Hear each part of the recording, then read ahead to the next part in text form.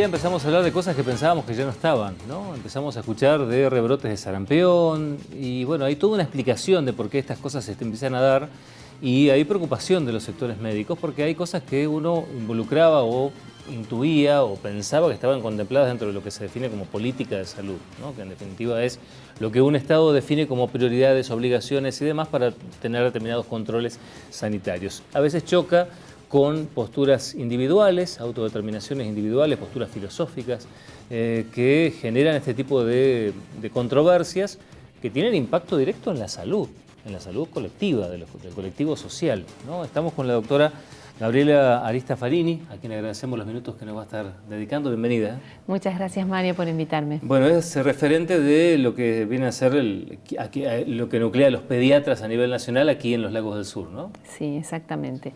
Y como bien decís, estamos muy preocupados, los pediatras, en general, toda la comunidad médica, porque este caso de sarampión que hubo en Buenos Aires es un caso que hace 18 años no había sarampión autóctono, digamos, propio nuestro, y creemos que, digamos, se debe a una serie de factores, como bien decís, que tienen que ver con que ha bajado el nivel importante de coberturas y que esto ha, digamos, en general surgido a raíz de brotes que han ocurrido a lo largo de estos últimos años. En el año 2000 hubo un brote en Europa importante, digamos, de sarampión, y se han sucedido, digamos, sitios donde no había cobertura suficiente, donde empezaron a bajar los niveles. Cuando hablamos de cobertura decimos chicos que están susceptibles de enfermarse de sarampión, ¿sí? El sarampión es una enfermedad muy contagiosa y si hay un grupo de niños que no tienen la protección, es fácilmente que surja un brote. Digamos, esto, como te contaba, en el 2000 apareció fundamentalmente en Inglaterra y después hubo otros brotes después en Estados Unidos de sarampión en distintos lugares que nos preocuparon, y ahora recientemente lo que ocurrió es que desde el año 2018 hasta ahora, a lo que va del año 2018, en Venezuela hubo 850 casos de sarampión, 850 casos. Y después, ¿en el caso de Venezuela se explicaría con las carencias hoy del Estado venezolano? Queremos creer que sí, no lo quiero decir porque no tengo, pero debo entender, salvo que haya habido un movimiento antivacuna muy grande o una desidia. El porcentaje impresiona como para que sea mucho. Solamente una cuestión cultural, filosófica. A raíz de este brote, que es el brote de las Américas más importantes, hubo contagios de distintos países en lo que es América, más allá de lo que existe también en Estados Unidos y Canadá. En la zona nuestra, Brasil es el que en las provincias cercanas a lo que es Venezuela hubo brote, y en otros países cercanos, por suerte, Uruguay no hubo brote, pero sí en Argentina empezó el primer caso. Así que estamos muy preocupados porque es una enfermedad sumamente controlada. Yo creo que por mi edad he visto los últimos casos de sarampión en el Hospital de Niños Gutiérrez, los últimos que vi. Y yo me acuerdo que mi hijo tenía 5 años en ese entonces y ahora tiene 26. Después no hubo casos. Y compañeros míos o médicos que trabajan conmigo más jóvenes no saben porque no vieron los casos, o sea, no han tenido conocimiento de casos. Sí, lo que hemos transitado, este tema de tener en la infancia, ¿no? Compañeros, hermanos, primos que tiene varicela, tiene sarampión, tiene... Sí. Y de golpe ya llegar al punto de ser padres y que eso no sea habitual de ver. Que no es habitual de ver. Es una lástima realmente. Era muy bueno, nos habíamos acostumbrado a eso. Nos habíamos acostumbrado a no tener. Hay enfermedades que se han podido erradicar en el mundo. Está el caso de la viruela, que fue una de las primeras vacunas que se hizo, porque la vacuna tiene tanta importancia. ¿Por qué decimos nosotros? Porque erradica enfermedades que son potencialmente mortales. En la Argentina, por ejemplo, la poliomielitis es una enfermedad que está totalmente controlada, pero todos sabemos, hemos tenido las secuelas de la poliomielitis. Es una enfermedad que se pudo controlar con la vacuna de la poliomielitis, que es la Sabin, que es una vacuna que se da por vía oral. Hay muchas enfermedades que han podido ser erradicadas y muy controladas. El sarampión fue una de ellas, creo que una de las últimas. Entonces, que haya un rebrote nos preocupa. ¿Y por qué ocurre esto? Generalmente, lo que ocurrió con el tema del sarampión, lo que sabemos y que tenemos conciencia es que alrededor del año 1999, se publicó en el Lancet un artículo, un gastroenterólogo británico, que asociaba sarampión, digamos, vacuna de sarampión, rubiola y papera, a la presencia de autismo. Este artículo generó tanto miedo en la población y tanta desconfianza con las vacunas. Después nosotros investigando sabemos por qué se publicó, pero tardó mucho tiempo en hacerse una investigación seria en distintos países del mundo, Finlandia, Dinamarca, Estados Unidos, en otros países donde determinaron que no era real, que no tenía valor este artículo y tuvo que ser retirado del Lancet, que es una publicación, el Lancet es una revista científica internacional. Pero el daño que se hizo a la población cuando uno siembra esa desconfianza fue muy grande. Los movimientos antivacunas creo que surgen por la desconfianza de las personas y por una cuestión de sentir que el Estado te obliga a vacunar, porque las vacunas son obligatorias, son gratuitas. ¿Y por qué? Porque el Estado debe garantizar la salud de la población. La política del Estado de obligar a vacunar es porque tiene que garantizar que no haya brotes, que no haya enfermedades peligrosas. Y uno, digamos, como médico que la indica, a veces encuentra a los padres desconfiados, con miedo de decir, no, pero en realidad yo prefiero no dársela. Y es como subyace una desconfianza que es muy difícil de revertir. Claro.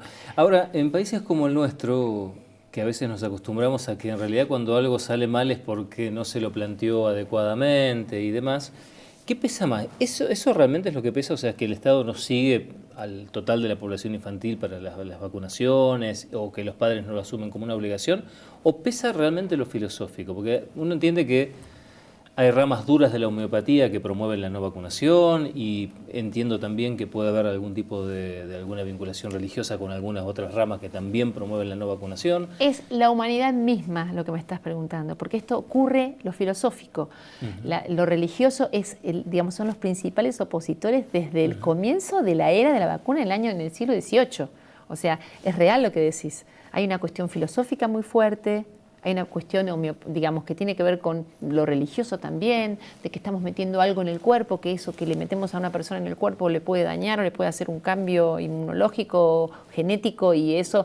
A ver, es cierto que nosotros estamos rodeados de lo que se llama disruptores endocrinos. Los disruptores endocrinos los conocemos, son micropartículas que están en el desecho de un montón de tóxicos que nosotros cotidianamente, digamos, tomás una botella de plástico, la reciclás, volvés a tomar esa misma botella de plástico, con el tiempo los fenoles y los nitritos de esa botella te pueden afectar. A lo largo de generaciones tu genética va cambiando. Entonces han resurgido enfermedades que tienen que ver con estos disruptores endocrinos que están en distintas partículas de desechos, por ejemplo, manejo de, soja transgénica, un montón de, digamos, de manipulaciones que se hacen desde el suelo, desde los pesticidas, desde un montón, digamos, de residuos que existen en la naturaleza y que no se controlan. Y eso sí podríamos pensar que a lo largo de los años afecta a la humanidad, no podemos decir que no es así. Pero meter a la vacuna dentro de todo ese rango es por ahí un error, meter a todo en la misma bolsa. Porque la vacuna tenemos pruebas claras, científicas, que ha erradicado enfermedades. O sea, digamos, la contra que podríamos decir son los pequeños o mínimos efectos adversos que puede tener una vacuna, que uno va con su hijo sano. Entonces, ¿por qué lo voy a vacunar si está sano? ¿No? Y viene con el bracito hinchado, con fiebre, que son efectos adversos secundarios cortos y transitorios que pueden dar algunas vacunas y, digamos, con eso justificar que lo tengo desprotegido. Se da mucho, no tiene que ver con lo que estamos hablando, porque usted está vinculada a la pediatría, ¿no? Pero se da mucho en la población adulta, los adultos mayores, con la famosa la vacuna de la gripe. Por supuesto. Porque dicen, me vacunan para la gripe, entonces me agarro una gripe. Que realmente el efecto en general suele ser ese. Sí, exacto. Y dicen, ¿y si me voy a agarrar la gripe, para qué me voy a vacunar? Lo que pasa es que la gripe... Y es muy difícil de contraargumentar eso. Bueno, en las vacunas, esa pequeña reacción es mucho más leve, nunca va a llegar a ser fatal, nunca va a llegar a dar... el sarampión es una enfermedad altamente contagiosa, se transmite por, digamos, contacto directo, pero es muy contagiosa, muy contagiosa. Pequeñas gotitas de una conversación con una persona con sarampión o con el virus te contagia. Es sumamente contagiosa y puede dar, sobre todo en menores de 1 año de edad, enfermedades graves. Son la población más susceptible. Por ejemplo, neumonía, enfermedades encefalíticas a nivel sistema nervioso central, enfermedades graves que pueden llegar a la muerte. Entonces, uno pone en la balanza, ¿no? Claro.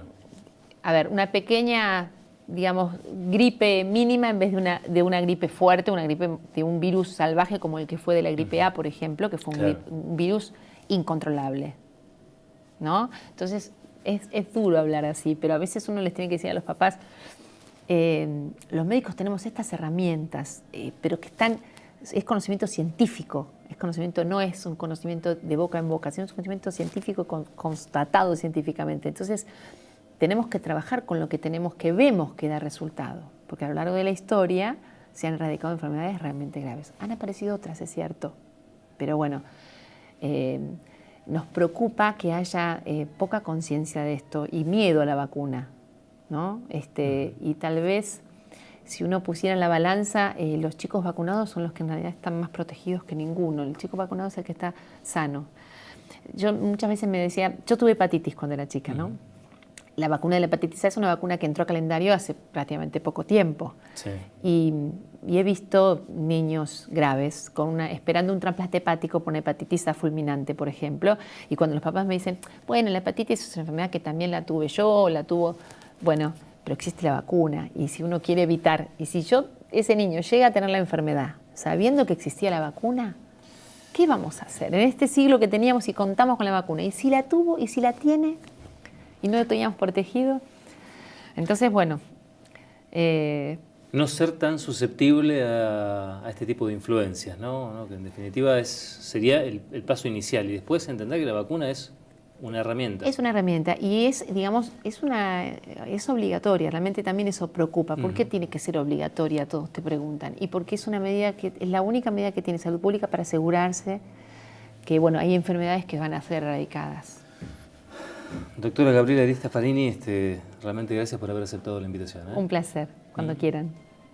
Muchas gracias. No, de nada, gracias a vos. Bueno, cuando volvamos, me decía la doctora que estaba en el pasillo escuchando a los músicos ensayar, porque vamos a tener un poquito de música cuando volvamos. Va a estar Ganhild Carling, vamos a hablar un poquito con ella, viene de Suecia, habla muy poquito castellano y bueno, un grupo de músicos denominados Los Amigos van a estar acá y vamos a ver qué lío podemos hacer, ¿no? Para cerrar un poquito con ritmo este miércoles. Ya venimos.